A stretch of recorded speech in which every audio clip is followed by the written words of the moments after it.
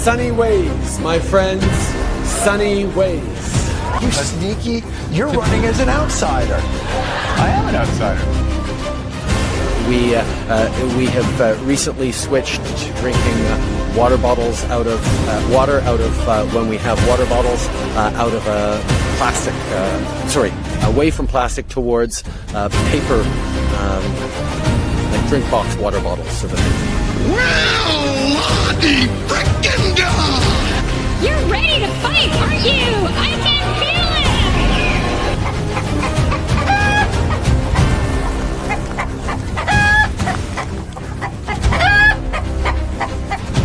it! I intend to resign as party leader, as prime minister.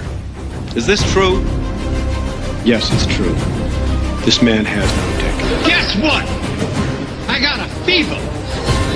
And the only prescription is more cowbell. Mr. Prime Minister, will there always be a Canada? There will always be a Canada. All right, elbows up. Elbows up. It's like people only do things because they get paid. And that's just really sad.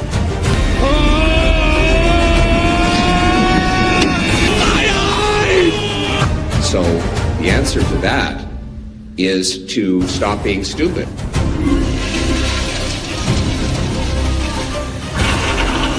My great pleasure to introduce my husband, the Prime Minister who will make Canada strong. And Canada full!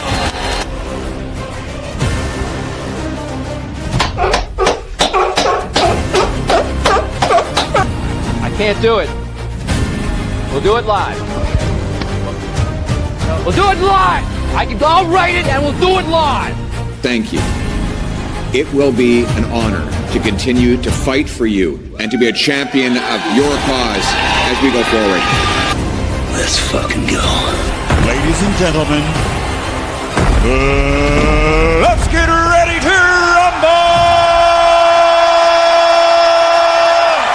rumble! What is going on, ladies and gentlemen? Welcome to Unhinged Fringe, the non-maiden voyage. I guess now it's official. This is our second week. Celtic, welcome back. Good to have you back. Thank you for having me back. How's it going? It's so nice having you under this umbrella. I'll tell you, it's like a piece of the puzzle was always missing, and now it's complete. You know, we've got minus one more piece. We're still missing one piece. I know we had said that our other co-host was joining this week. There's been some technical complications. He will be joining next week, folks. So my apologies for that.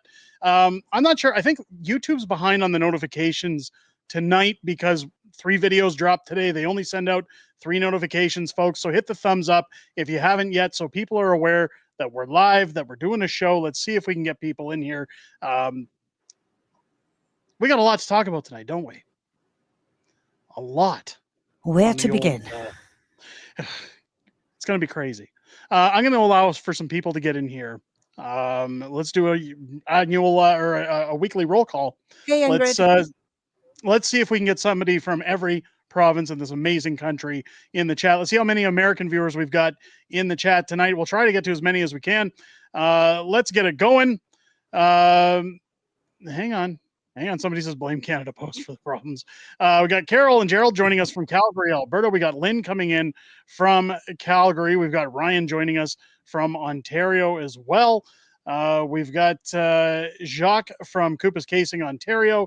We've got Melanie from Niagara Falls coming in. Nelson K joining us from New Brunswick. Carson El Gringo Grande joining us from Puerto Vallarta.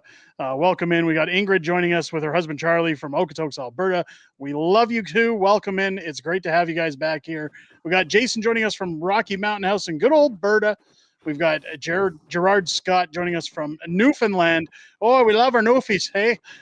We got Mr. Biggs coming in from Edmonton. Dilligaff Brothers Contracting coming in once again. Good to see you. I haven't seen you in a bit. Delphine's joining us from Fort Mac. We've got Lisa coming in from Airdrie, Alberta. Lima's coming in from Edson. Dingo from Manitoba. Steve jumping in. G'day, Celtic. If I had moobs, they would be sweaty. Little TMI there, Steve. Sweaty moobs is not a good thing. Well, Arctic Ian's coming in. Give us a minute. God. Arctic Ian's coming in from Nunavut, probably a little less sweaty up there. We've got CB Fixes All joining us from the free country of Alberta. Not free yet, but it's the freest out of all the provinces in Canada for sure. Hopefully soon to be its own country. CB. Welcome. Great to have you here. Mr. Is that a comp?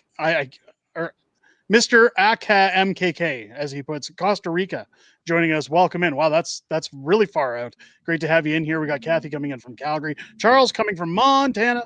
Welcome into our American viewers. Joe's joining us from Sombrero, Ontario. Michael's joining us from Edmonton. Harry from Swift Current, Saskatchewan. We've got Dale joining us from New Mexico. John joining us from Long Island, New York. We've got Ryan from Vernon. Mike is from Maine. Man, a lot of American viewers jumping in tonight. JOP coming in from St. Albert. I was actually in St. Albert for the first time this afternoon. Almost bought a house there with Mrs. Fringe before Spruce Grove.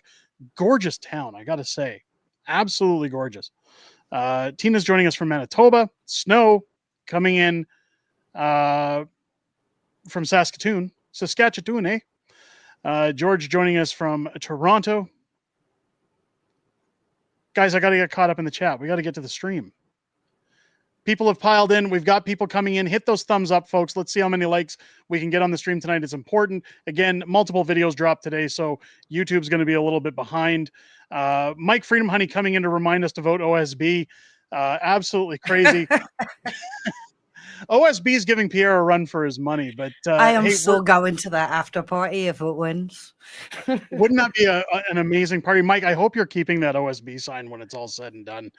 You need that in the background on your podcast. Go check out the Freedom Honey podcast if you haven't yet over on X. Mike does a great show. Can't say enough good things about what he does over there. Also, let's throw in a little bit of a shill, shouldn't we? A little bit of the grift. Calendars that curse.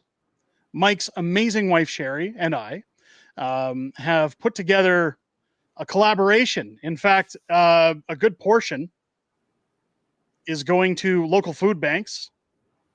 Hang on, let me pull it up here. I've got it. Just let me get it on the old screen there for you guys. The Fingers Up F. Carney Canada for calendar for 2026 is up. You can see some of the examples down here. I collabed with her on all of the content in this calendar. It's absolutely amazing. In fact, Pierre's people ran into Mike at his Oh, wow, that's brutal. And they picked up one of these calendars. In fact, Pierre's guys texted me and said, hey, look what we stumbled upon. So real happy to know that Pierre's going to have one of these F. Carney calendars hanging up in his home amongst many others. Great to see it, guys. Go grab your F. Carney calendar over at calendarsthatcurse.ca right now and support local food banks and have something really nice on your wall to to make your guests leave at a moment's notice. Celtic, what's been going on with you? What's been happening since the last time we had you in here? Let me see. Honestly, to tell you the truth, this week has been schadenfreude all week, loving every second of it.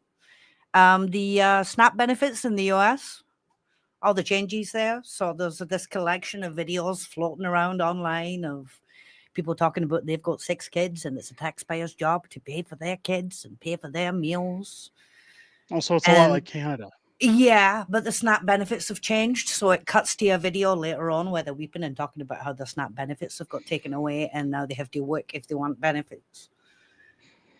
Well, that almost sounds like, making an honest living. Yeah, they are quite outraged. Why should they have to work when the taxpayers can pay for it? They actually say these words with their mouths and mean it. Speaking of the U.S., have you heard anything about? I heard some subpoenas went out this week. Yeah, it's a bit juicy, Congress. isn't it? Yep, a little juicy. Hillary Clinton, Bill Clinton, James Comey, all of them, even Bill Barr. And to my understanding, this is about the list. It's not necessarily about the Russiagate. No, but I think once they've got them sworn in under oath, they're going to... How can you not? How can you... If you're a Republican, you've got them sworn in, they're in that chair, you're going to sneak something in. I hope they do, because Trump claimed they had a smoking gun when it came to Hillary Clinton's involvement with the whole Russia thing with her emails. Barack Obama's now implicated. In fact, in a very nasty way, they're saying that if Trump doesn't put Hillary in jail at this point, or at the very minimum start like over investigating, There Barack needs to be Obama, consequence. There's got to have something's got to happen. Somebody's got to answer. Absolutely crazy. I'm not going to pretend to know a lot about American politics, but when you think back to Donald Trump during his debate with Hillary Clinton, when she says, it's a good thing I have better temperament than Donald Trump, and he says, well, that's because you'd be in jail. Like, send her to jail. It was a Just get her cracker in of a jail line. already. It really was. It erased I love everything it. she said, which is the effective delivery in a debate right there. Absolutely But yeah, I'd amazing. say it's pretty much proven at this point. The amount of Mhm. evidence there, it just is pretty much proven. They're going Absolutely. to have a hard time untangling themselves from this. You did CB it, and fixes you all. know you did it. I predict a lot of Fifth Amendment usage. Yep. I think so. Well, they'll hide as much as they can. The thing about being subpoenaed to Congress that a lot of people in Canada don't understand is you can't duck out of that. Like, you have to go, or else I believe you get arrested if you don't go. Oh Like, it's yeah, not yeah, like- you have to show up, but your Fifth Amendment right still exists, and you can Absolutely. It'll be Which will interesting to be- see when that happens. Yeah. I think it's October that they go in for that. I believe that's what I saw. I could be wrong. I'll be watching. But yeah, I'll be keeping an eye on that. CB Fixes All mentions Pierre's guys grabbed that calendar at the Camrose Gun Show. That's where they picked it up. It was good to see them there at least. I got to hand Pierre a little bit of applause. He's actually making his rounds in the area. He's listening to people. I've got a video coming up about an amazing question that was asked to him the other day. So everybody keep your eyeballs to the channel for that one. A lot of good points were made, but I got some points of my own to make about that one. So keep your eyes on that. Honorable mention, Dale with a $5 super chat. I think many Americans are watching this closely as Alberta's fight for freedom is like our fight to free us from Britain, only real time. The problem that we have with Alberta's plight to get out of Canada or to walk away from Confederation is mostly just abuse. It's a government that's mistreated us for multiple decades. It kind of pertains to what Pierre talked about in his question, that Albertans had enough. I do have to give it to him. He was sympathetic towards Albertans. Now, I've put out a video this week talking a little bit about what's happening with Tommy the Commie and his petition. Oh, the anti-separation thing, yeah. Yeah, the 10 people that signed his petition over the weekend. We should probably talk about that because I did put out a video today talking about that some of the people that you and I speak with outside of videos, Celtic, had pointed out to me that roughly 20% of Albertans are employed or contracted either directly or indirectly with the government, and that could play a huge role in the numbers that Tommy can get for his petition, because now that he's stomped his feet and had his signature requirement reduced to, I believe it's 298,000. He also has the media behind him. And then they're voting for themselves. They're not voting for the province. They're not voting for the good of the province or the good of the country. That is exactly the problem in politics, even on a national scale. People taking care of themselves, even if it costs everyone else at large, so long as you're okay. And APP is in court tomorrow to defend their question. We'll keep you guys updated on what happens there. But one of the funnier things that I got to point out here, let's bring this up. Corey Morgan's been on top of this.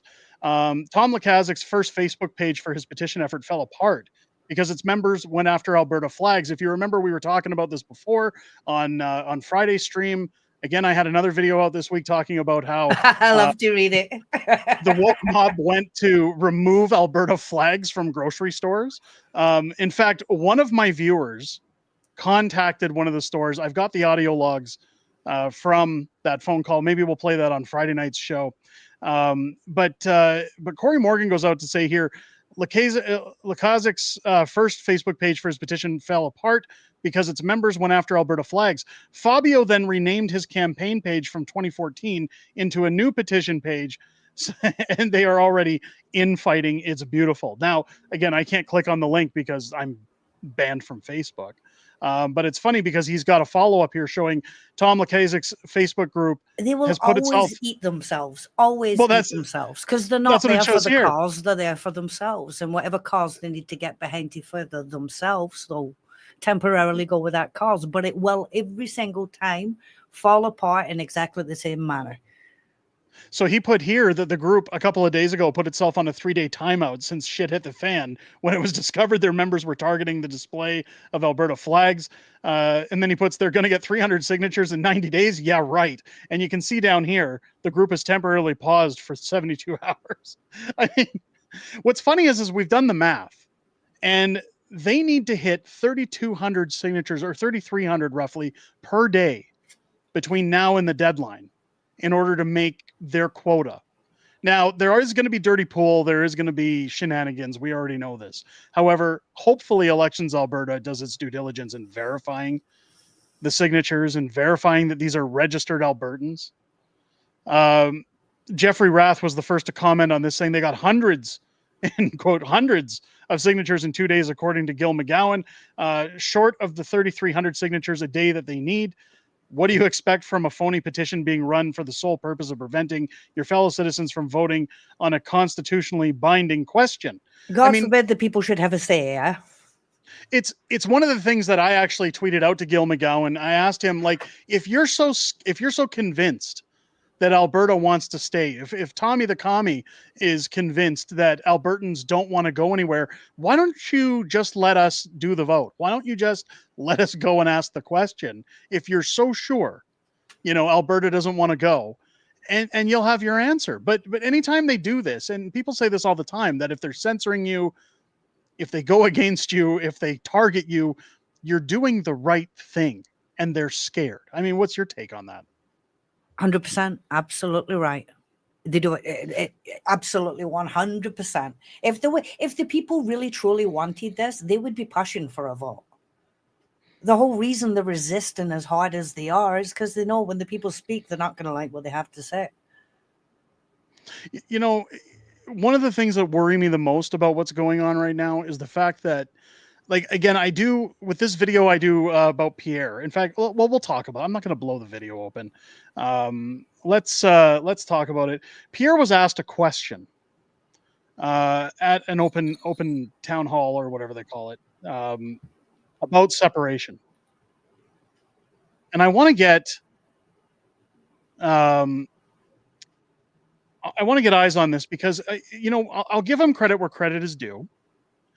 I know from speaking with Pierre's people, they had told me that they've been told by those managing the campaign, by those within the Conservative Party, they shouldn't touch this topic about separation with a 10-foot pole, that they're to steer clear of it because it's only going to add more drama to the table when it comes to this by-election. They just want Pierre to get his seat and then figure out the pieces.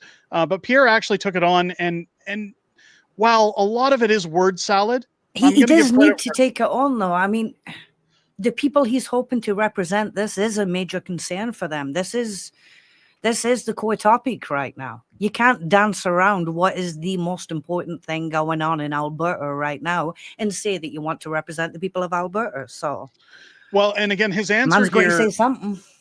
His answer is great. Let's take a listen to the clip.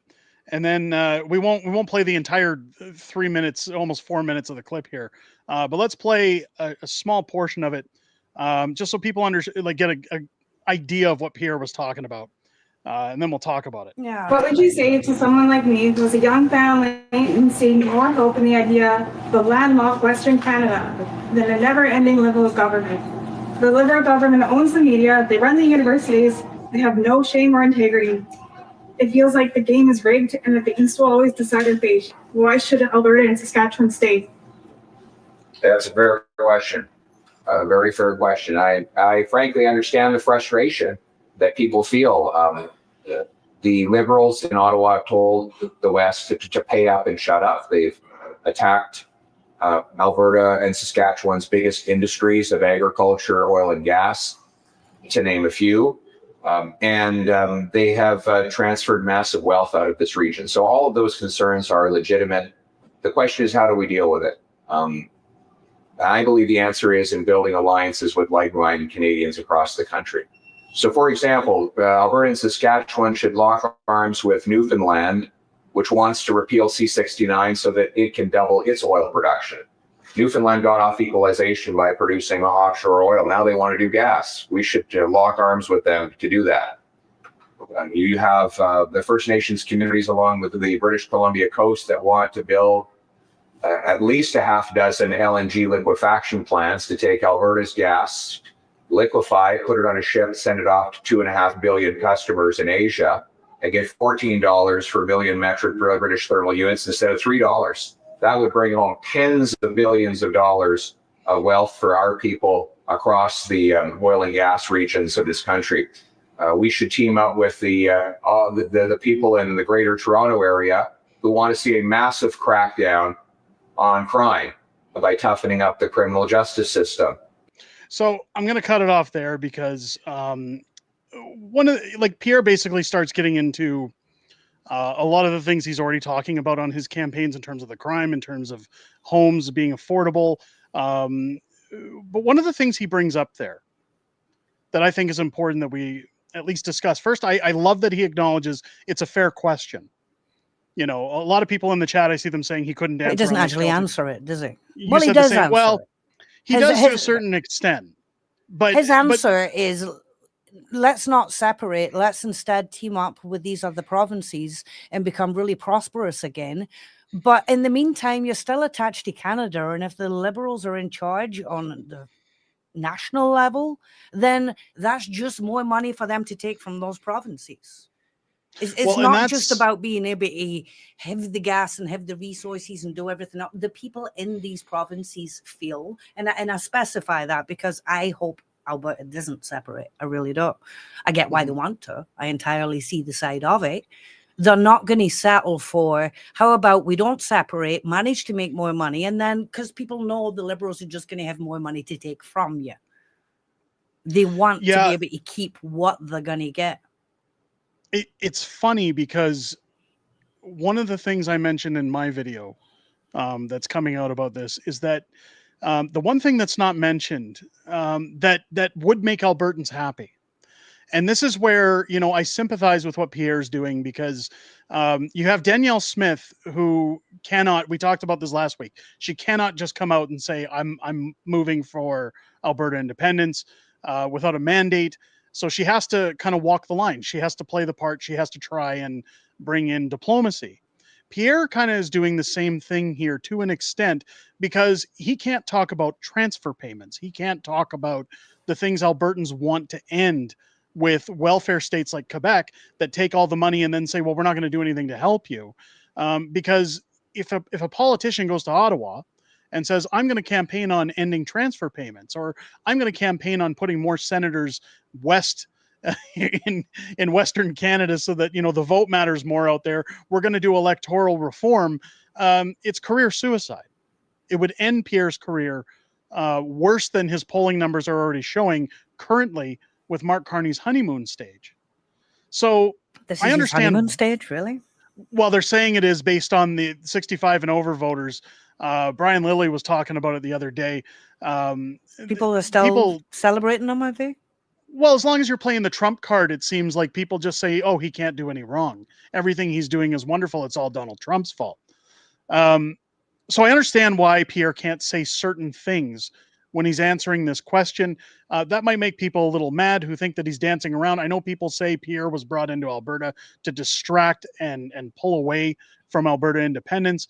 But the fact of the matter, folks, is that until we have a unanimous vote for independence, Pierre is our plan B. He's our next best bet. Pierre is stuck in the middle right now, too. Right now, he has to speak to the people of Alberta because that's the region he's hoping to represent. But he's also got an eye out nationally for the entire country and how it affects it, because he is hoping to be prime minister one day.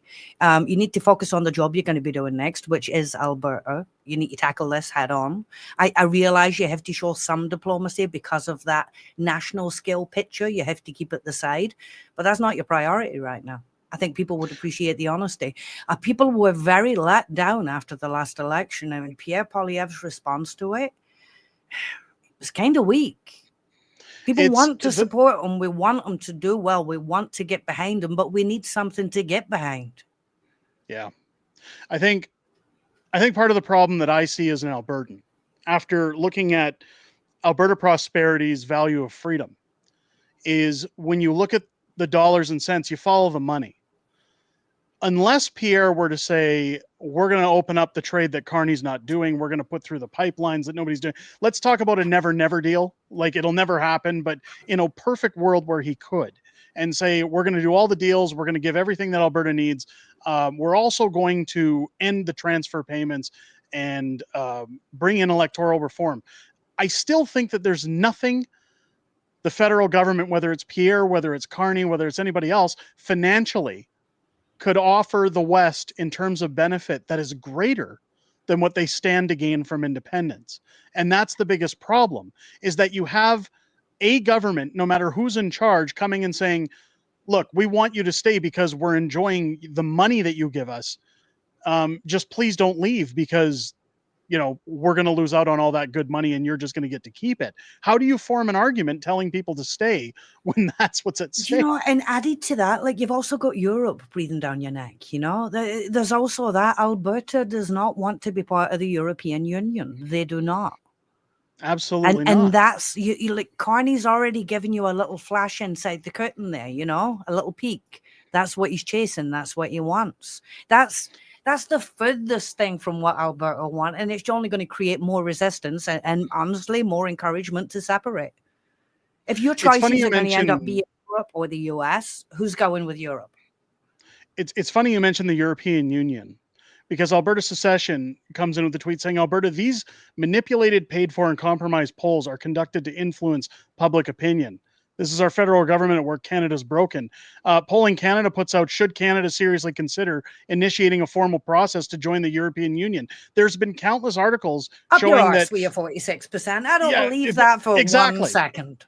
Exactly. So this is part of the problem with paid shill prostitute media outlets that are the propaganda arm of the government. No media outlet should have connections to the government whatsoever. They should be doing free and fair news. I know, again, I'm asking for a perfect world. But when you start seeing stuff like this, the problem here is manipulation. You convince those who are of a certain demographic that believe everything they either hear on the idiot box or everything they hear online, and say, well, there's no point in me voting against those systems now because polls are showing that most people favor it. Maybe I should get on board too. Maybe I should jump on that train. I think that's part of the problem we're in now, is that you've got all these crazy things going on, and Alberta's frustrated, Saskatchewan's frustrated, Interior BC's frustrated because they're not being heard. No deals are going through. Wab Canoe and David Eby just signed a ridiculous deal to bring in wind turbines. Oh my God, again with the wind turbines. No LNG, no electricity, not even hydroelectric. No, we're going wind turbines. I don't know if people realize how they've been trying to fail. They break down. We don't know what to do with them when they've done. They cause danger to animals, and they destroy the environment when they're done. Like the land that those turbines are put on cannot be reused when the turbines are taken out of there, when they're done their service. Like I just don't understand. I think politics is just so corrupt at this point that people of integrity and good intent aren't involved. They don't want to be. Who would go in there? If you are a person of integrity and good intent, who would surround themselves with those people willingly? I don't know. I got a few. We need a whole different kind of great reset. Let's get the honorable mentions out of the way. I've left people kind of hanging here. And then we'll move along because I like where this is going. Cher with the $2 super chat. Hi, Derek. I love your channel. Thank you so much for the super chat. Another one from Cher. I have some useful info for May APP. May I please get the email? You can find my email under the info or about section on YouTube, unacceptablefringeyt@gmail.com. You can send me an email there. Bryce becoming a new member of the channel. Thank you so much. Welcome, Bryce. Welcome back. We've got Cher, $2 super chat. You give to Friday night winners. I'm not sure what that's connected to. May I get the email you give to Friday Night Winners? Unacceptablefringeyt@gmail.com. Snow becoming a member for 2 months. Thank you so much for joining the Patriots Club for 2 months. I had the misfortune of meeting little Tommy once. I nearly voted NDP, probably the scummiest POS I've ever met. I'm sorry to hear that, but glad you didn't. Nearly voted NDP? Nearly, though. Nearly. Only nearly. I like what Maybe Tracy's offensive. saying here. This is not about common sense. It's about control and ultimately depopulation, full stop. I agree with that. I think that's kind of where we're at. Joining the European Union, I think, would be absolutely devastating. You look at the way Europe's treating its citizens right now. I mean, if you want to look at the future in Europe, have a look at what's going on in Germany, Poland, especially the UK. It's breaking my heart what's happening over there right now. But it's inevitable. The people are being pushed into an ever-tightening corner, like we discussed last week. Well, and you've got Mark Carney talking about recognizing Palestine as its own sovereign nation, as its own state. I don't know if anybody saw this. I tweeted this out the other day. Mark Garrettson, the clown that he is, this is a big Palestine flag hanging in his office. I think that if you're a Canadian MP, I don't care what party you represent, the only flag you should be allowed to hang in your office is a Canadian flag. I know some people have said, look, it was Palestinians that did this to his wall. I don't care who did this. It's treason. You either the first back your role own of flag. government is the welfare of its citizens. The first role, the only role, really. This guy's got to go. He's got to step down, at the very least, apologize for having You're not that going in to his apology office. out of that one. He's You're been not gonna around get it. far too long. He will look in your face and laugh while he waves that flag because he's gotten away with things so many times. These people actually believe themselves to be immune, and so far they've been proven right. But eventually, it's like immortality. Like, so far so good, you know, but eventually it's going to happen.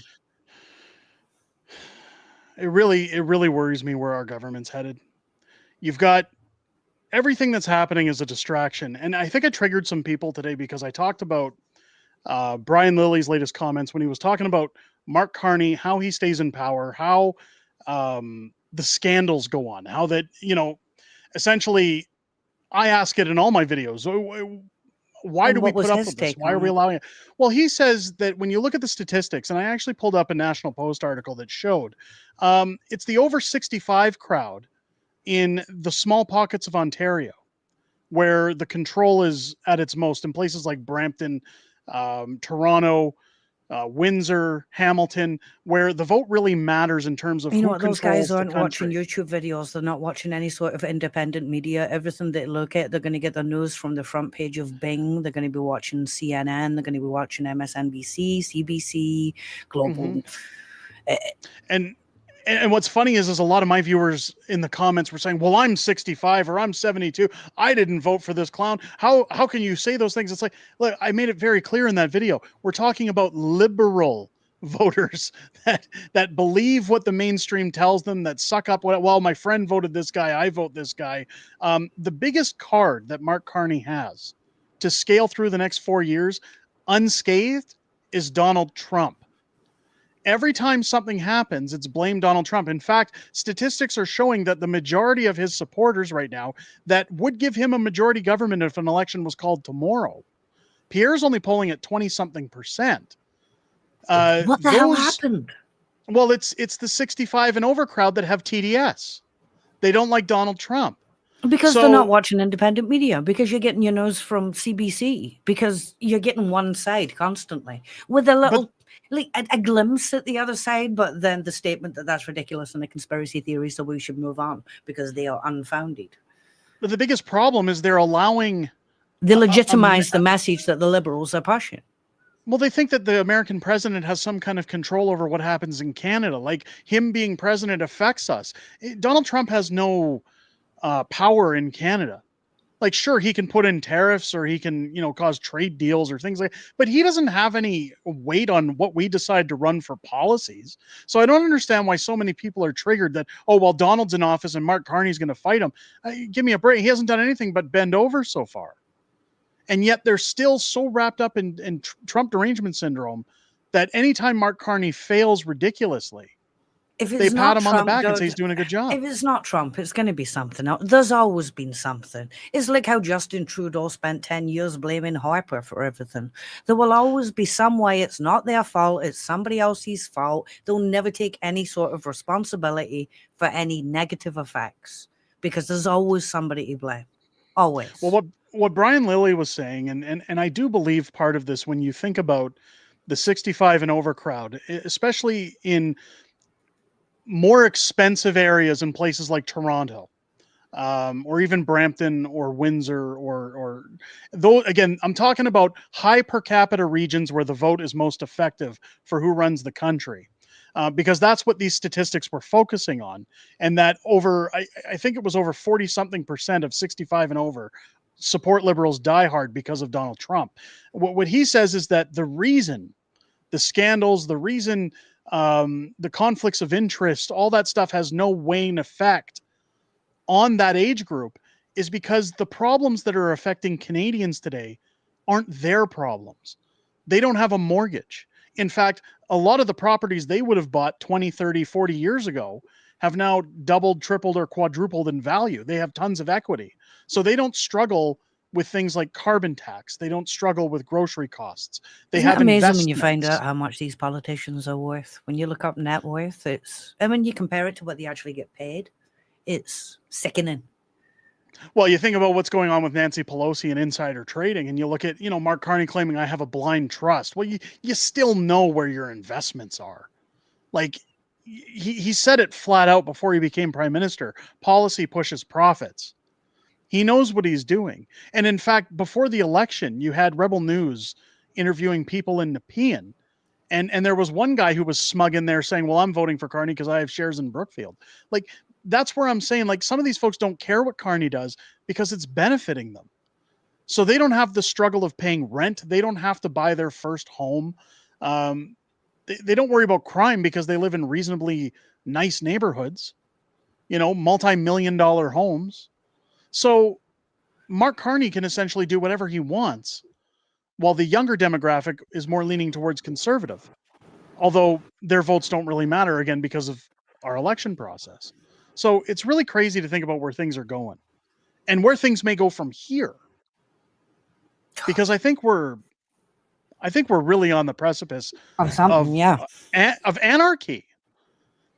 I think, like we said last week, you can only push the an animal will so take hard. a lot. Like they won't take as much as the government thinks, because the government does take the people's compliance for granted, but the people will take a lot. You think of everything even COVID, even all of that treatment, everything they've done, all the dishonesty, even through all the Trudeau scandals, no consequence, no consequence, no consequence. And people are still waving the Liberal flags. It seems to make absolutely no bloody difference whatsoever. They're immune.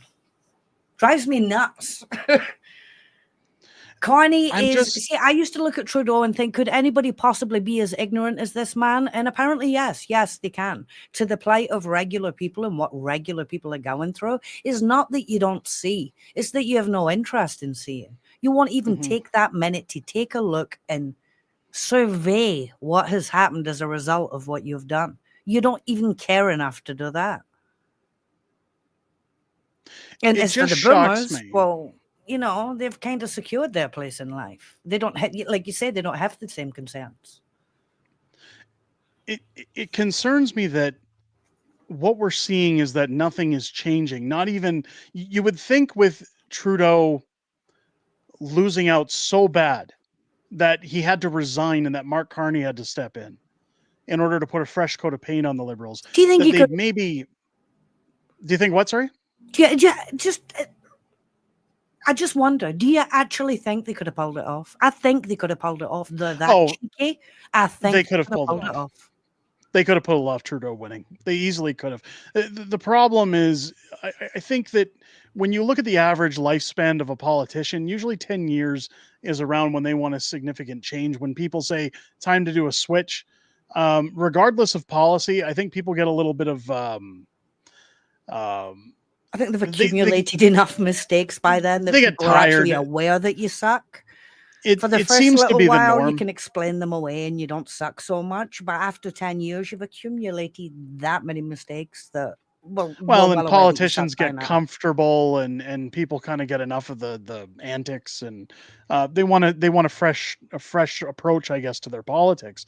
I think what Canada should run or implement is the same thing as the U.S. That 2 terms and you're done. I don't think that it should be indefinite for as long as your representatives want to stay in office and win the vote. No, my I don't God, think any. some of their senators, their swearing in photographs are in black and white, for God's sake. Well, and that's the problem, is that these people are allowed to tenure for as long as they like. And the problem is that when you have power, you get comfortable. And when you get comfortable with power, you tend to abuse it. And it doesn't matter who you are. Too much power is a terrible thing for anybody. And I think that if directed properly, though, it's like I say, men of integrity and good intent, given that power, would do much more effective, better things with it than people who use that power to enrich themselves. Mm-hmm. And secure their own positions. It's all a power play. It's like I was saying last week. In politics, you work your way up that ladder, you shake hands, you exchange favors. By the time you get to any kind of position of power, there's a whole, there's a whole club of everybody owing everybody. They come out and argue for us, but they're laughing at us together behind the closed doors. They really are. What's really funny about, well, I shouldn't say funny. When I mentioned earlier that nothing changes. In fact, we're going back to the dark ages. Well, Mark Carney, essentially, he's being ignored by Donald Trump. Donald's not picking up the phone. Because he tried a stupid power move thinking he had a position of power. He did that thing that businessmen do when they want to make a deal. Waited till the very last minute to phone Trump thinking he would snap up the phone, eager to make a deal, and knew you just looked like a knob because Trump didn't even take your phone call. No, Trump just says, I'm not going to answer the phone. I'm not talking to Mark Carney. Tell him to get lost. Mike who? Whatever. Yeah. Tell him I'll call him back. You're fired. He doesn't like him. Stuck on this level of Candy Crush. It's far more important. Exactly. You tell Mark Carney I'm going to play golf in 20 minutes. I don't want to talk to him. You've got Trump ignoring him. Carney's not getting anywhere. And now I found out this morning we're headed back to the dark ages, meaning 2019, 2020. Again, where I thought people might have taken a step back and said, okay, we got away with it once. We're going to have an issue now if we keep pushing high levels of control. I'm sure everybody saw this video earlier. But it worked. It was a successful mission. Tim Houston over in Nova Scotia banning hiking. They're doing a climate lockdown. Keep in mind, a large portion of Nova Scotia is covered by forestry. I got to read the comments on this one. I really have. I'm just going to be the watching boreal the forest audience right now just to see what their reaction is. What do you think, folks? You're not allowed to go walking in the woods. So, Drea Humphrey putting out here, Nova Scotia Premier Tim Houston announces that citizens are now banned from entering the woods, including hiking, to prevent wildfires. Effective, August 5th, violators can be fined $25,000 for going on a hike. Now, I mentioned it in this morning's video that, people are going to say, hey, Fringe, some people might have cigarettes. Most fires are caused by human error. I'm with you on all those things, but I also lived for 30 years next to a provincial park that, they have signs at the entrance saying it's dry. Don't light your cigarettes. No fires, no anything, no camping. Never once had a problem. So why you can't have people on hand in these areas to tell people, you're not allowed to have a cigarette, you're not allowed to anything. People say, well, that's a bit of a risk. No, that's the right question. You ask what next? Well, what does come next? Right? The problem that I have here is that a majority of New Brunswick, or Nova Scotia, is boreal forest. So it's stay in your house, don't go anywhere, don't have any fun in the summer.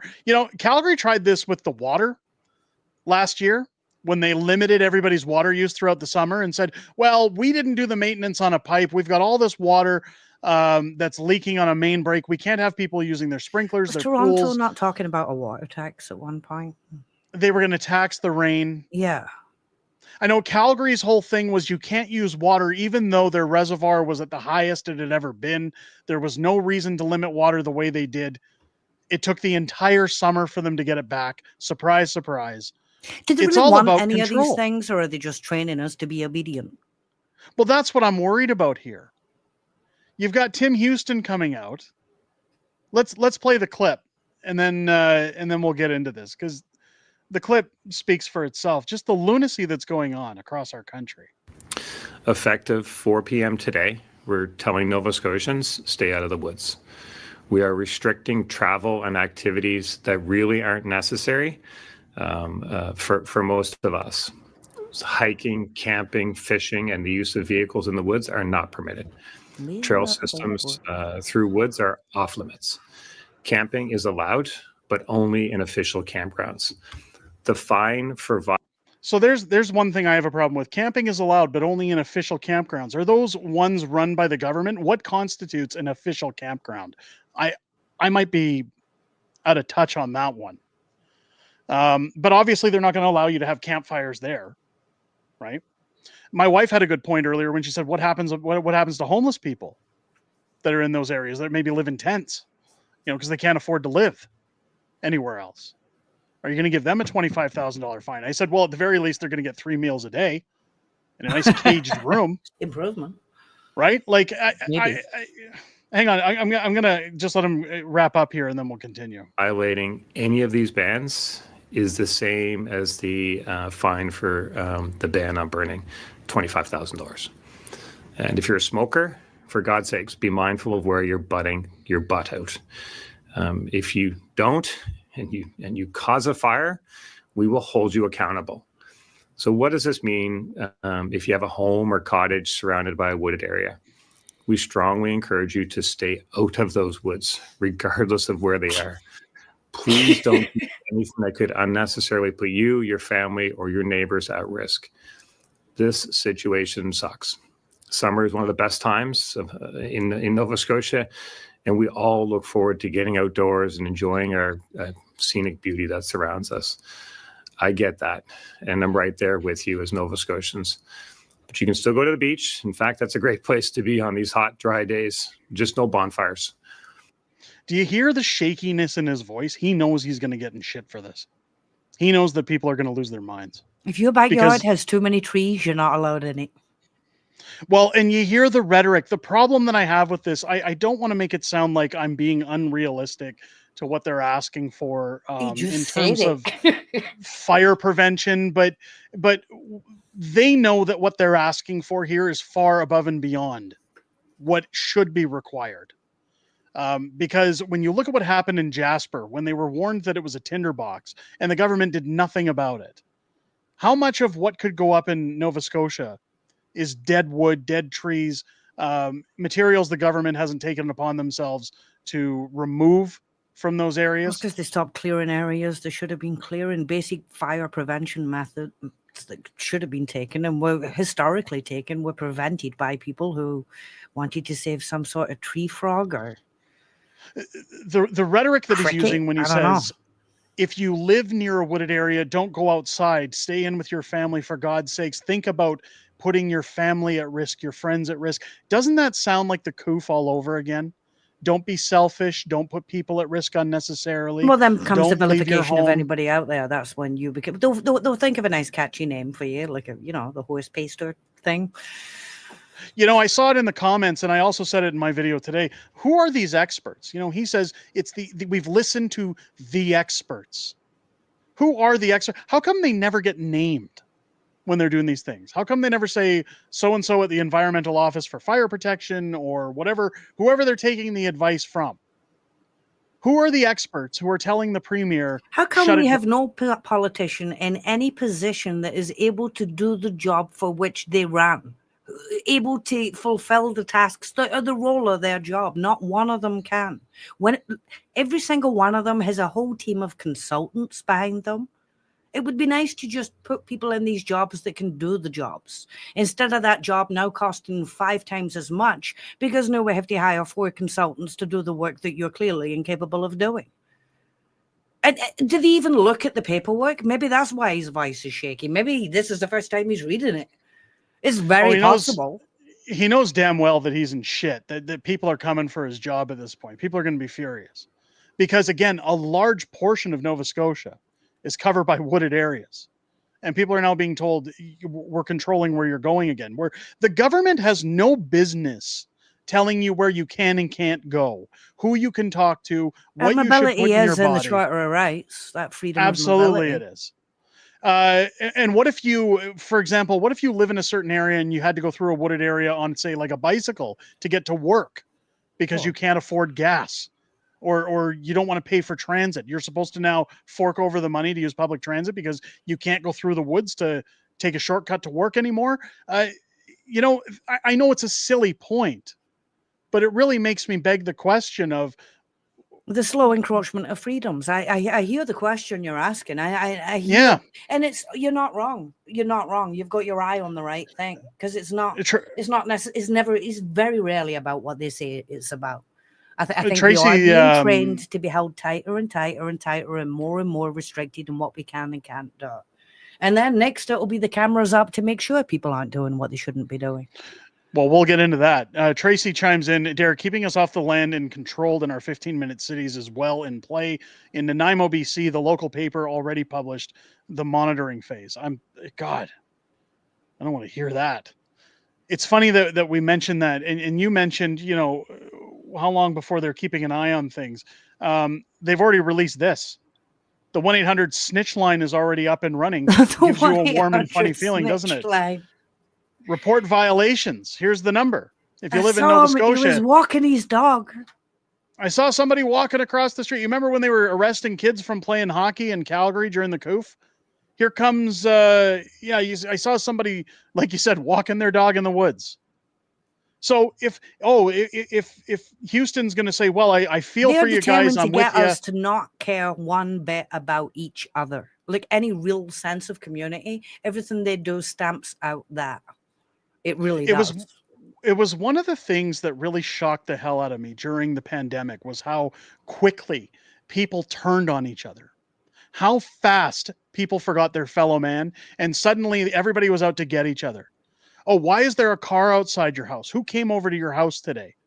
None of your business. Yeah, well, I need to know because I need to know if I have to call the bylaw officers to tell them you were having guests in your home. Is that what this is going to be? You live close to the woods and I saw somebody in your backyard. They got a little too close to a tree. Who was at your house yesterday? Because I have to call the snitch line. It brought out the worst in a lot of people. That it really did. But you know what? It also brought out the best in a hell of a lot of people, and the trucks showed us that. Most important protest of our lifetime. Skelter says it'd be funny if people kept calling just to report. Now that the was Prime Minister. community. That would be great. There's Brett saying I saw a bear with a lit cigarette. Smokey did it. He doesn't care about the forest fires anymore. It's I mean, do the deer? Well, he's had enough. He's like, you know what? Screw it. Play them if you got them. I'm losing my patience when it comes to the government because, they always the thing about government is that their jobs are to instill policy. That's it. They have to bring in policies that affect what we do as a society moving forward within their jurisdictions. The welfare of your citizens. Absolutely. You don't have the business or the right to tell us what to do with our bodies, to tell us where we can go, to tell us what we can and can't do within the confines of our homes. We have the right to property. We have the right to, like you said, to mobility. And what's funny is that every single time one of these situations comes up, expression as well and religion, but those things seem to have gone. In fact, there were a couple of the first things to go, really. But every time these situations come up, the government says, look, we know that it's illegal for us to ask you to do these things, but because it's an emergency, that makes it okay. It's that but word. Whenever you hear the word but, it either means I was lying up to this point or I'm about to contradict myself. That is what the word but means. It scares me because it really makes me wonder, when they're basically claiming here, I got to be careful what words we use because censorship really sucks on this platform. All right, let's have a delicate go at this then. When they talk about the climate, I thought the climate was responsible for all of the fires that are happening across our country right now. If there's a lightning storm in Nova Scotia, are they going to fine the clouds? Are they going to like say $25,000 for striking lightning in a park? They're basically admitting here, and this is where the contradictions come in with their policies and claims on the climate. You're admitting that all of these incidents are caused by humans. In fact, it's funny because Manitoba, some of the reserves caught fire earlier this year, and they had to flood hotels with people for months on end. In fact, David Menzies was talking to people that were in Niagara Falls in hotels that came from Manitoba because there were no hotels left to put them in. And it was all self-inflicted. They found out it was them burning down. Well, they're burning down their own homes so that the government comes in and builds them brand new ones. Seriously? And absolutely. Absolutely. They go, well, it was self-inflicted. It was an accident, you see. But, I got a friend who works in the flooring business. In fact, he's joining us next week as a co-host, who can tell people he's done multiple LVP luxury vinyl plank floors in native housing because that's what they do. They come in, they burn it down, and they say, we need new houses, and they don't care. And there's no accountability. There's no arrests made because, well, they're not white, so let's look after them. The big problem here is that the government has been telling us that we're paying carbon taxes, that we're doing all these things, getting rid of gas-powered vehicles and going electric, all because of the climate. Yet today... Well, the climate's the excuse to take the money, but it's rarely what the money actually goes to, is it? Well, now today they're telling us that it's people that are causing these problems. So snitch on them if you see them. We're going to take money off them. Yeah. So there's a common theme here. Do you see it? just come out and say it, government. Is it the people or is it the climate? That's what we need to know. Bad Anger Management with a $28 super chat. I had someone call bylaw on me during the COOF. Bylaw tried to lecture me and I interrupted them, asked them if I was breaking a law. They said no and looked defeated, and I closed the door in their face. Glad to hear it. Thank you so much for the super chat.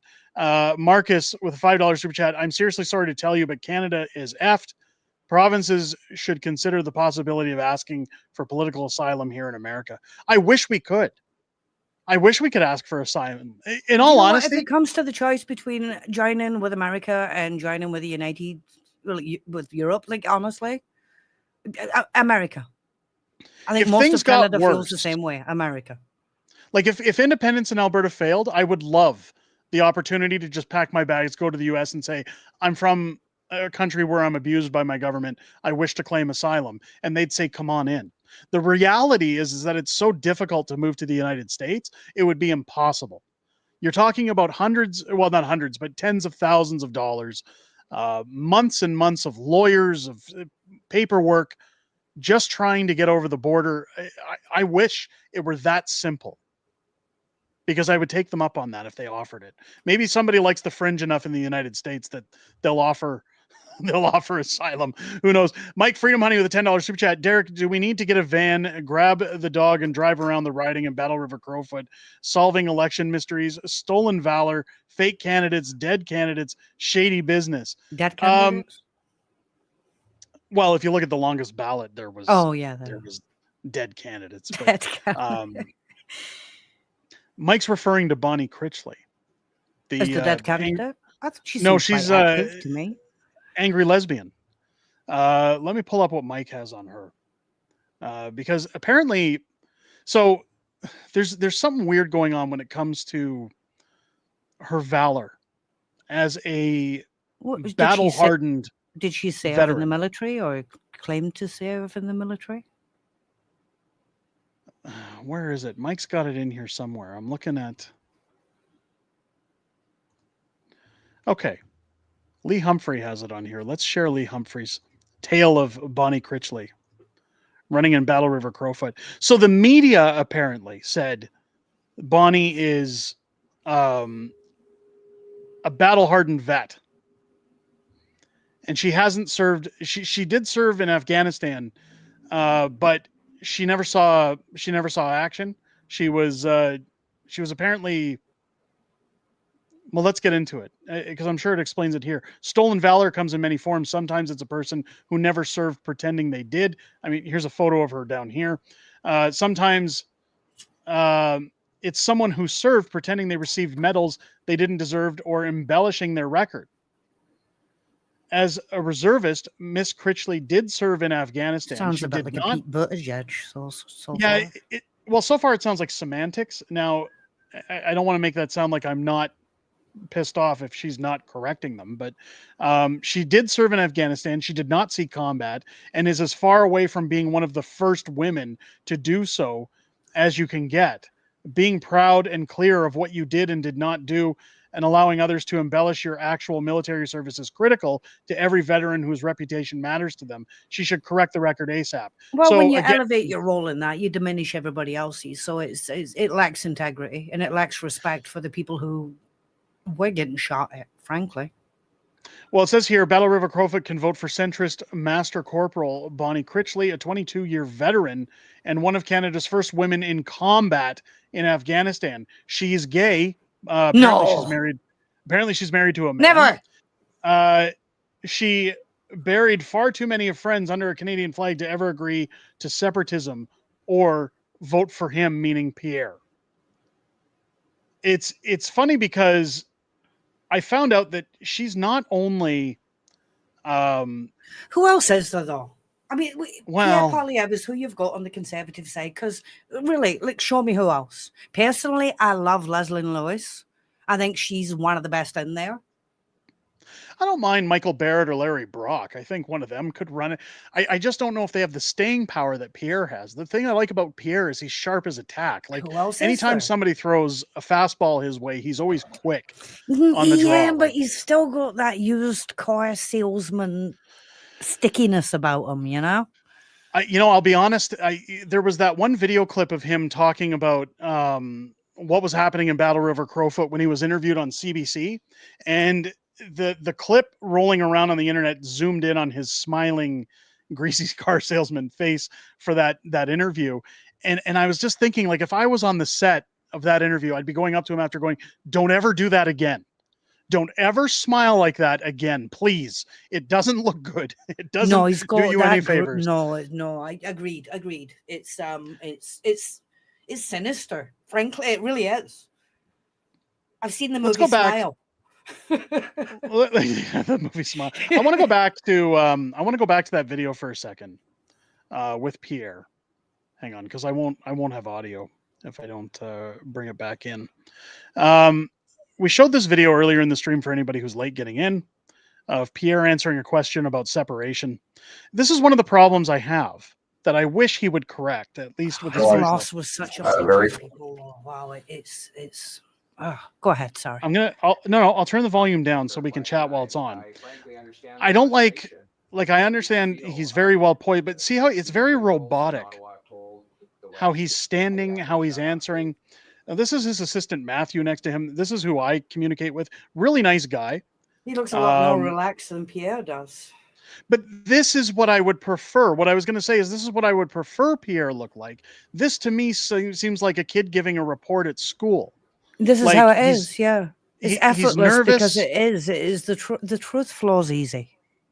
It to me, like, you ever remember in school or if you have kids in school, when you go and they're doing like a play and they've memorized their lines and they're standing straight and just reciting what they've had to memorize like that. I'm not saying that Pierre is an amateur or that he's a hacker, but what I'm saying is what I'm talking about here is body language.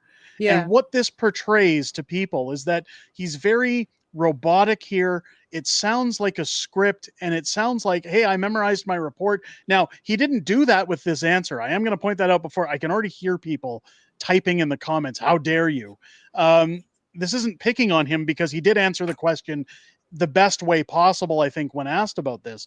But what I'm talking about is that if you want people to have confidence in you, you have to have a more relaxed approach like Matt here. It's since the election, dude. It really is. Like that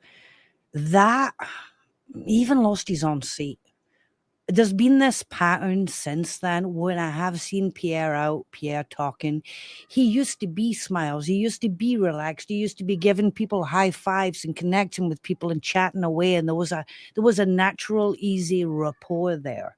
But since he's lost, honestly, it's kind of like, you know, the boxer that's never been beaten, they get knocked on their ass and it just kind of changes them, you know?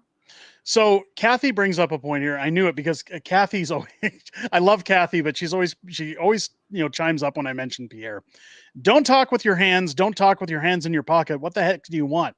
So what I'm talking about here is just, I want relaxed. This is the same reason I keep telling Pierre, come on the channel for an interview. Let's not do a script. Let's not pre-screen questions. He knows he's safe coming on here. I'm not going to do any gotchas. I want to show the human side of Pierre, the casual, relax. Like you're having a beer. Let's talk. We can still talk politics. We can still talk about what's important. I'm not saying Pierre should go in. This isn't the campaign trail. You don't have to make a pitch speech. You really don't. People actually want to get to know you. They want to know who you are, and not some studied version of your life from. There it is. Xylo says we want Apple PP, not robot in PP. A nutshell, that's Xylo. exactly in it. That's perfect. I just want the relatable. I feel like we're on the same team, Pierre, where he's not as nervous. He doesn't feel like he's reading from a script or that this was pre-screened, that it's just natural.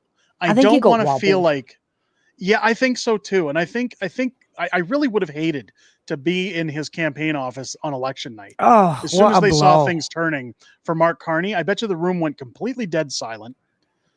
I bet you some expletives were probably shouted. Oh yeah. Yeah. And do you know, I always think that about the night Hillary lost, how many vases got thrown, you know? That must have been a nuclear meltdown when Trump won over Hillary. I would pay anything. I really would. For the footage of her reaction, I really would. Well, you know what's funny is when the pleb was live streaming on election night and you saw the look on his face when he was at the venue and he was leaving, right? And he was leaving and he said, I can't even it talk hurt. anymore. You could see the hurt. That's if you could see, like, describe what Pierre felt at that moment, that was it. That was a visual representation of probably what that entire the meme room of the moment. It's so, like, for all the work that was put in, but at the same time, it's a wake-up call that, hey, we should have done things a little bit different. I'm sure there was a lot of discussion. Something wasn't right there. That went on. But we Pierre, can't really say anything, but there's something.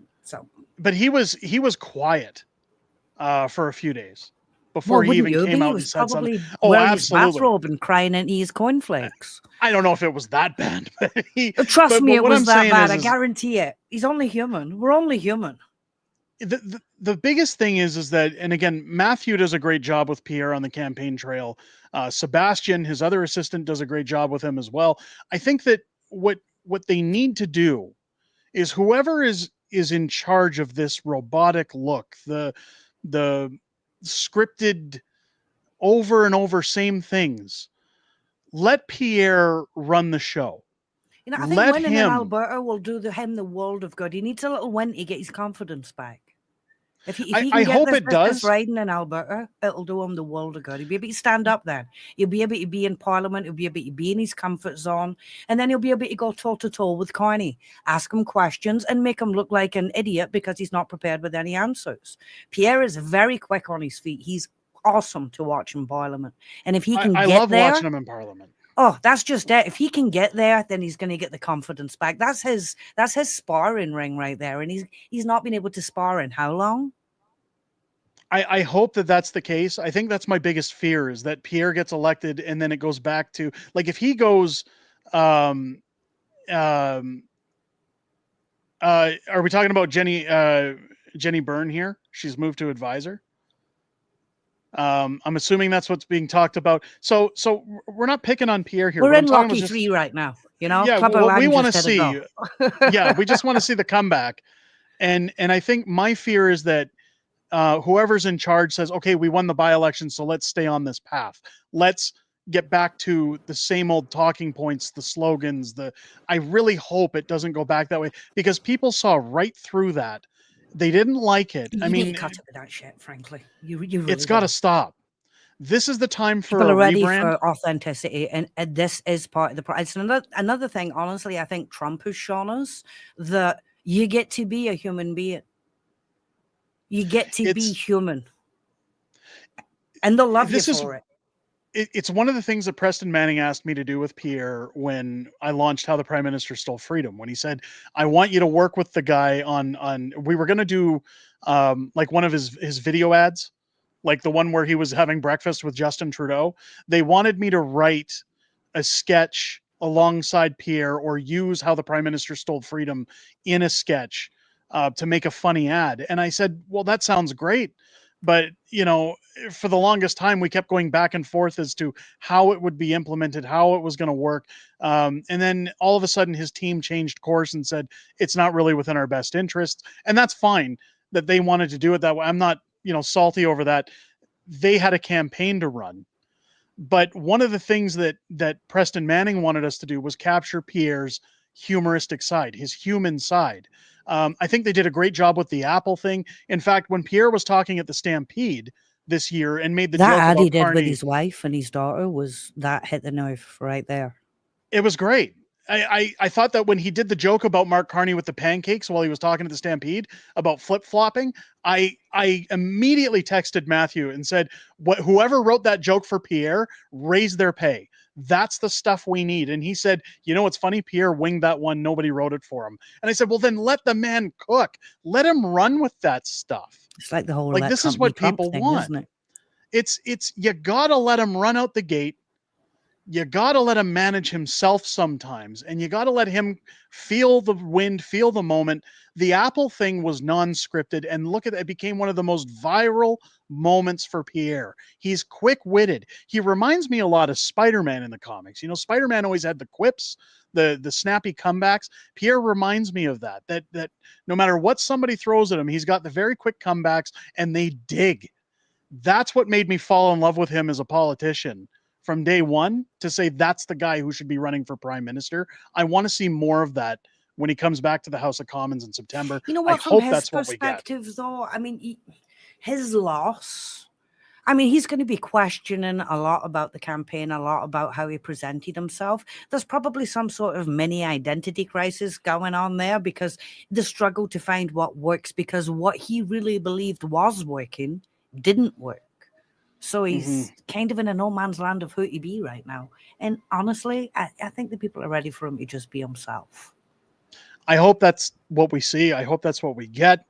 Again, I hope Pierre gets on the channel before the by-election. I know we're still talking. The guy's all over the place. It's hard to pin the guy down sometimes. That'd be a good one to watch. That we've been talking about it for what, 4.5, 5 weeks now, and honestly, it would be great to get him on here. The problem is that, you know, 1 week it'll be, how about we meet here, or how about we set this up, and then something changes with the schedule.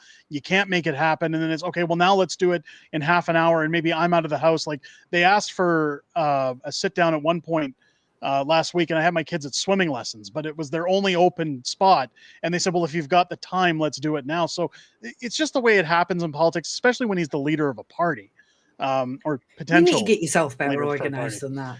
I don't know if you control your schedule or your calendar there. Yeah, I know things come up, but you got to look out for your own vested interests here.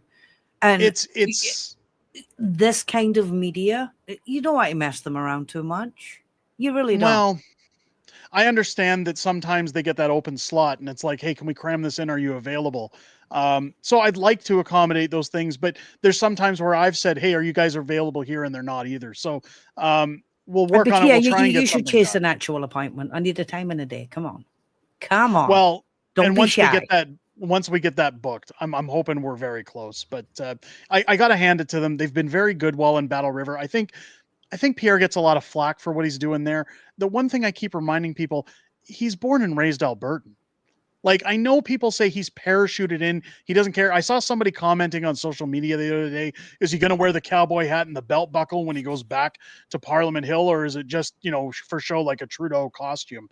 The guy dress for the place that you're in.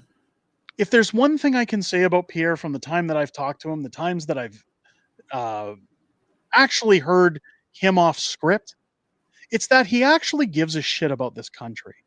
Like, no matter what people think about, well, he's installed, he's controlled opposition, he's this, That's he's that. the last thing that should be missing from his public profile.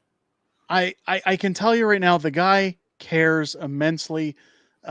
He's the kind of guy I could have a beer with, have a couple of laughs, and that you know that when he says something to you, he's being as honest as possible. The problem that I have is that you have to draw personal Pierre from politician Pierre. And I would love for him to try, I know it's hard to do in politics, but for him to try and bring some of that personal persona over to politics so that more people can relate. It's one of the best things Donald Trump did when he was running for president was he got on the youth vote by listening to his son, by following what his son says to capture the youth vote. You have to be understanding of the youth vote. You have to understand what the youth need. You have to hear them. You know, you can't just throw lectures in their face and tell them this is the way things should be. You need to understand what people need and what they expect of you. And I want Pierre to succeed. I want him to be one of us. And I think that he's got a good shot of doing that if his team can really buckle down and think, how do we get out of this 20% polling ratio and back up to 50, 60, 70? I think an Alberta win, like I say, will do him the world of good. He needs a win. He needs a little pick me up, just a wee pick me up. He'll be okay. I have confidence. Yeah, I do too. Hopefully, we'll see something good come out of him. Let's get into Q&A. Let's wrap up with some Q&A, guys. We've ignored you guys for too long. Do we have honorable mentions? I missed probably. I've probably missed a few. I'll get to those right now, and then we'll hit some Q&As. Nillock with $2 super chat. Hit the like button, folks. CC, glad you're back. Thank you so much for that. Thank Bradley with a $2 super chat. Who else is excited for the court verdict tomorrow? Are we talking about APP? I'm not sure what's going to come out of that tomorrow, but I'm very excited to hear what happens if that's what we're talking about.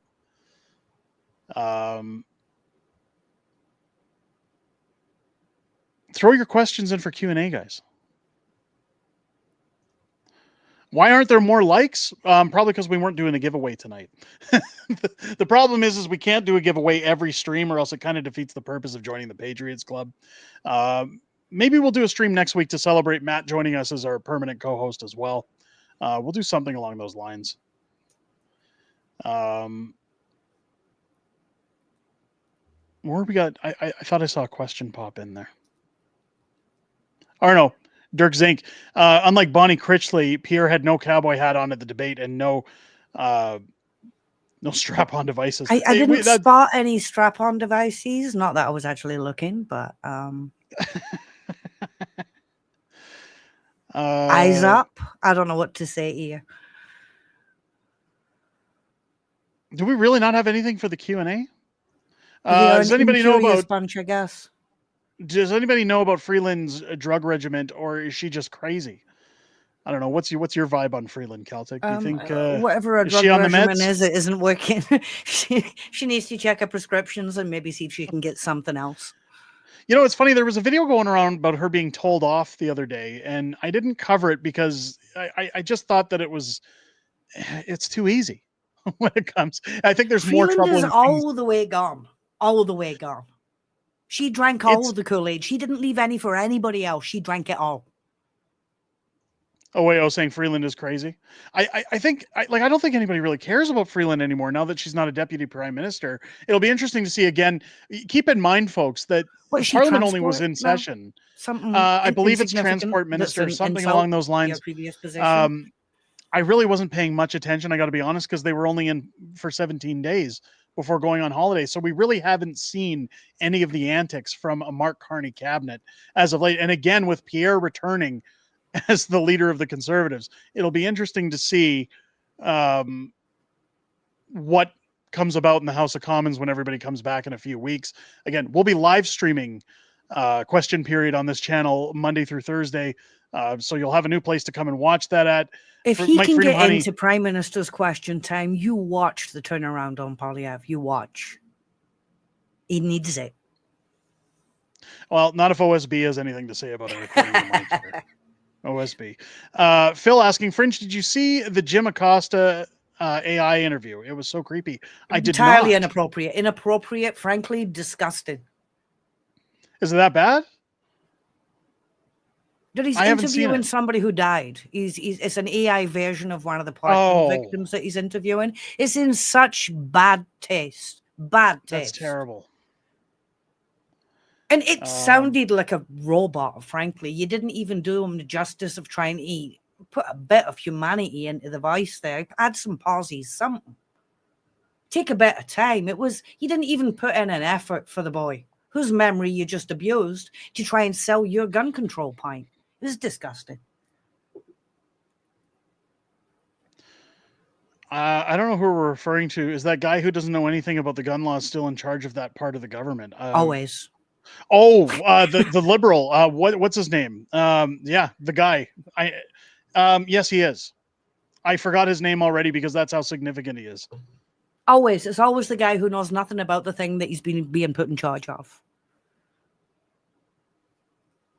Or has screwed something up so badly somewhere else that they had to move him. And Sean Fraser springs to mind. It's Rajesh. Sean Fraser. You go from immigration to housing. And he really screwed the pooch on that one. Both of them. Not that I had any high hopes to begin with. I mean, they're all liberals. Well, no. It's Sean Fraser was the worst. Did Mark Holland's not back, is he? He's not in the caucus. Or is he? Was Mark Holland reelected? I think he is. I thought for some reason he wasn't, or that he was stepping down. See, this is the problem with the government going on vacation. All the usual players. They were shut down. Well, they were shut down for a year, and then they all went on vacation after 17 days of work. So now I'm totally off kilter as to who's there, who's not. Oh, girl next door. Hi, Derek and Celtic, watching and supporting from the draconian province of Nova Scotia with the possible influx of people moving. If Alberta succeeds in independence, can the provinces support it? Yes, absolutely. We can support it. But here's the thing. A lot of people think that I always see the argument that Danielle Smith put out, Alberta is calling, and that people say, oh, she opened the doors for immigration. What Alberta is calling was getting tradespeople. Getting people who actually wanted to work, who wanted a better life, to come to Alberta. How does Alberta's calling translate as please come sponge offers, contribute nothing, and be nothing but a burden and a cost and a danger? Well, that's the way people took it, was that she said the borders are open, come on in. That's not what she was implying. In fact, she's since told the government, no. Now, CB saying no in big words, we can't handle it. I think that what we're not saying, or what we are saying is that we can handle, for those who want to come here and actually contribute, pay taxes, get a job, work, add to Alberta's prosperity. Absolutely. You're going to see home values spike when people start flooding out here, because for a time there will be a shortage. They said we want people. They did not say we want people that we're going to need to support. Mark Holland is the Liberal Party whip. I thought I saw somebody said, he didn't run in this election. There we go. Thank you for the reminder. See, I always forget, because I know Sean Fraser stepped down at one point. I couldn't remember about Mark Holland. He might have spent the summer watching the planet burn, driving around the country with his kids. Oh, God. See, you say that, and I immediately think of Gilbo and get just like, Well, he's still around. I know that. There it is. Zylo says Alberta can afford to hire people to build Alberta. There we go. That's a good way of looking at it. Zylo's on the ball tonight with the quotes.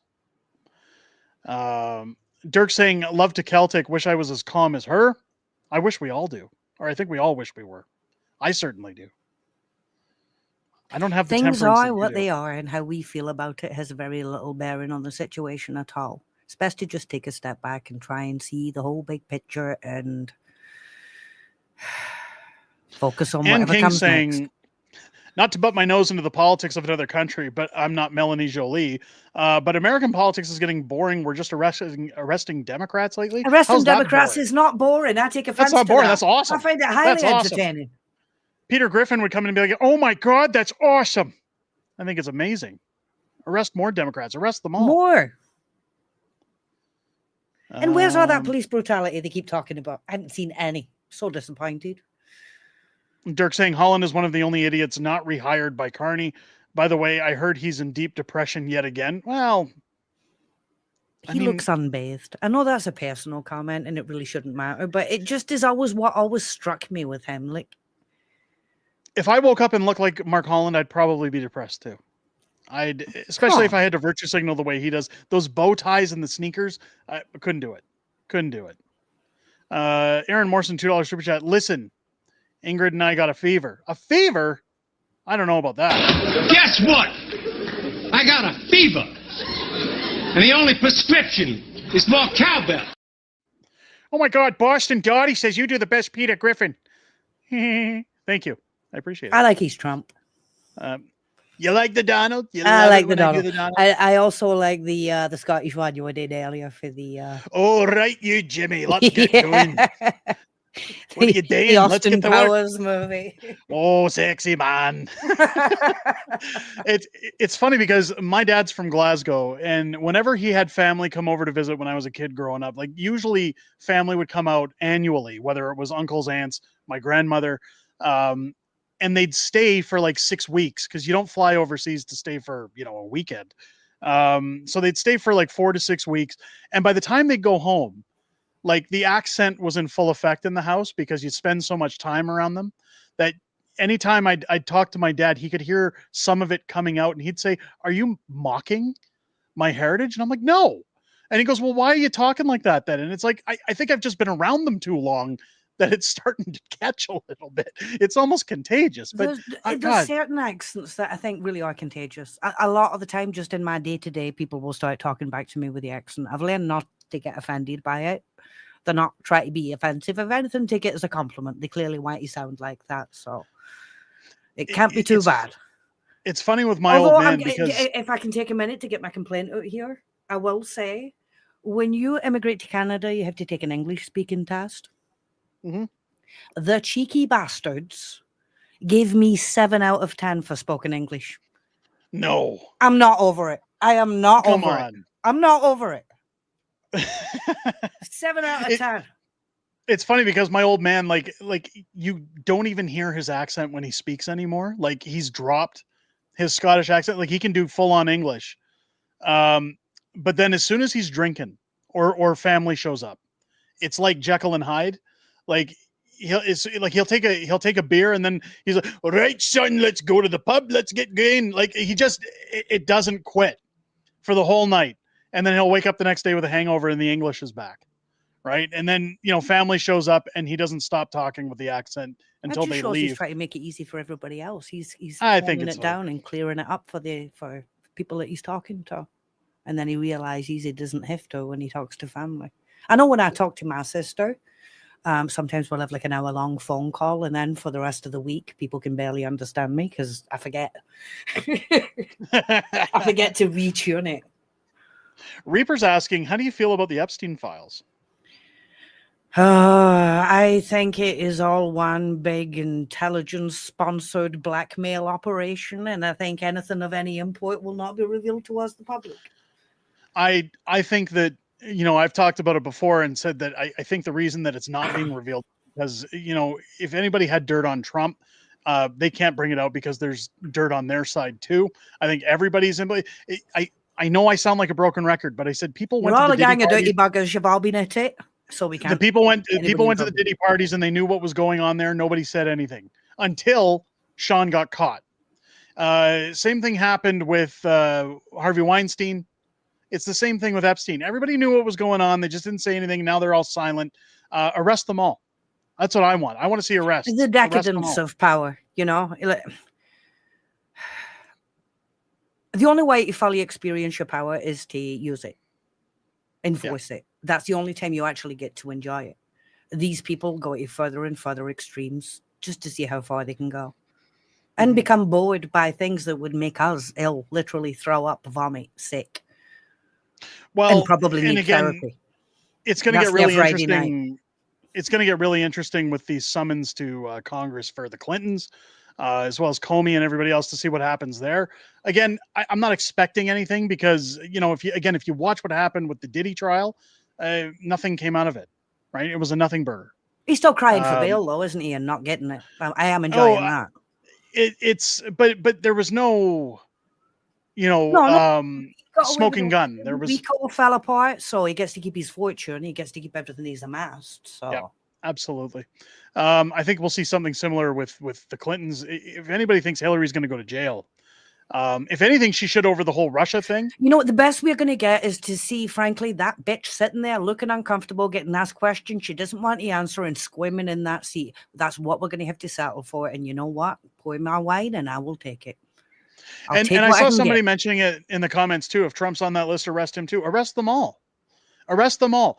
I don't care what was going on. What they were doing on those islands or the island is absolutely inexcusable. I don't care who was on that island. I really think it would ruin entertainment as well as the image people have of certain people that are sought to be on there. I'll tell you what. Should. And even without knowing the details, those things should by now, with everything we as people have seen and been through, they should be ruined.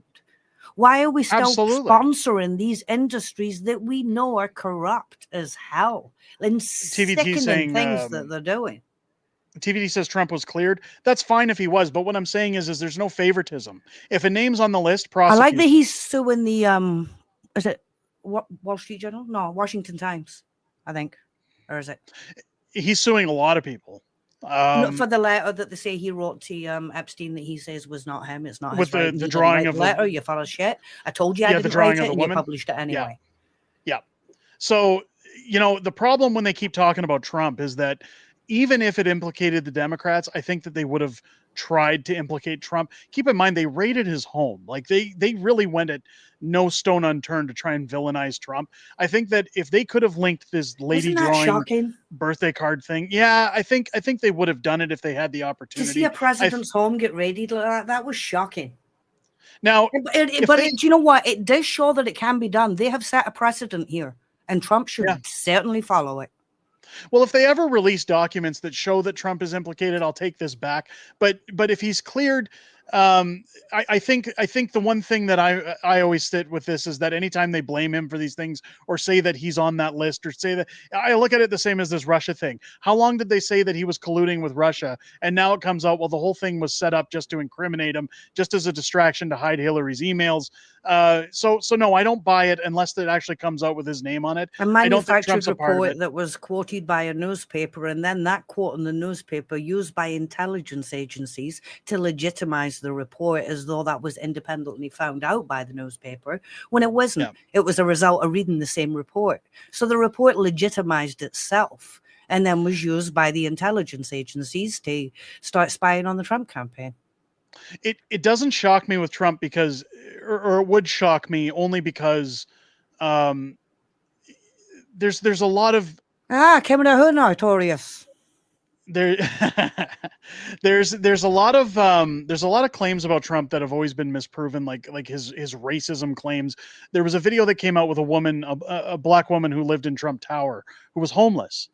And she says, Trump found out I was staying here and told me to stay for as long as I like. He sent flowers every single day. He makes sure that I'm looked after. He's never asked for anything from me. You see that the guy doesn't drink. He doesn't do drugs. He doesn't partake in a lot of the social things that people do. And it's never Trump that publicizes them. No. So when you start seeing those things and people say he's on the list, I go, I don't buy it. I'm sorry. I like the Donald. I think he's wonderful. I think he's an amazing president. He's not on the list. I'm sorry to say. I know he was on flight logs. If he was on the list, that would have been plastered all over the place. Well, he was on the flight logs. He'd have had a 200-page report with everything blacked out except the part that Trump did. Well, and that's when the flight logs were released. I think it was about a year or so ago. Trump's name was on those flight logs, but the flights weren't going to the island. And yes, he was friends with Epstein. He's admitted to that he was acquaintances with Epstein when he was still around before any of this happened. Did you not ban him from Mar-a-Lago at some point? I really don't know because I don't follow it that close. But the fact of the matter is that anybody who's on that list should be arrested.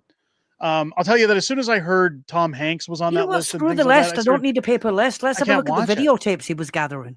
You're telling me he had cameras in every single room and recorded everything that went on there. You know what? Keep your list. Keep your paper. We don't need it. Go through the videos. identify the people in them that are committing acts that are frankly less than human, and let's slap some cuffs on them and get to trial. You've got video. Not just trial. Throw the book at them, persona non grata. I say what you do is put them in a pit with a bunch of cannibals and pull their pants down, and let a couple of cannibals go at them. That's what I think they should do. Guys like Bill Gates, guys that are really believing that they're so elite that they'll never get caught with these things. Like, there's a reason they're tight-lipped, and I think they should all have to pay beyond jail. I think jail's too nice for what went on. What is it they call it? Club fad with the fancy prisons? Yeah, no, they shouldn't get any of that stuff. I think put them in a cell with Diddy and a bottle of baby oil for a Oh my God, let's see what happens then. Let's see what happens then. The punishment should the punishment should fit the crime, right? Like that's and turn off the camera in honor of Epstein. A couple of minutes missing off that camera would be okay with me. I think I'd be all right with that. It's anyways, P Daddy now, isn't it? It's definitely P Daddy. Folks, we've just crossed the time barrier, so we're going to wrap things up. Again, join us next week for Unhinged Fringe. There's going to be a lot more to talk about. We're going to have a lot more going on around here. And don't forget the Friday show. I'll be here watching. Friday Night Fringe. I'm still here. Please don't forget that Friday nights are still happening with Mrs. Fringe. Love having Celtic here. It's been great having our one-on-one time, but next week, our other co-host Matt will be joining us full-time on the channel. I think you guys are going to love him again. I really apologize for the difficulties in getting him in tonight. The problem's Canada Post and their stupid strike and everything that it was delayed shipment with the long weekend for the equipment I sent him. It just arrived like an hour before the stream, and I wasn't going to try to balance microphone volumes and lighting with him and rush things through to get him on the show tonight. So bear with us, folks. Next week he'll be joining us. I think you guys are really going to worried enjoy about it. the jobs. Canada Post are doing an awful lot of demanding. Well, not doing. I sympathize to a certain degree because nobody can afford anything these days. So I sympathize to a certain degree. I just hate that they always do it at the perfect time. You know, the most inconvenient time for everybody else is when they choose to threaten strikes. But we'll see what comes of that. Who knows these days? There's always somebody striking these days, or fingers crossed. We'll see. But nonetheless, folks, always a pleasure having Celtic Canuck here. Happy again to have her back. It's so enjoyable. I'll tell you, next week you're going to be like, I need earplugs with that other guy. It's good to get the one-on-one time with Celtic. Big shout out to everybody who helped out tonight, everybody who threw in on the super chats, memberships, everybody who hit the like button, joined us, subscribed. You guys are amazing. Thank you so much for joining us on these live streams. From myself and from Celtic Canuck, keep your stick on the ice, keep your eyes glued to the channel all week long. More content rolling out, folks. We'll catch you on the next one. See you Friday. Good night, guys.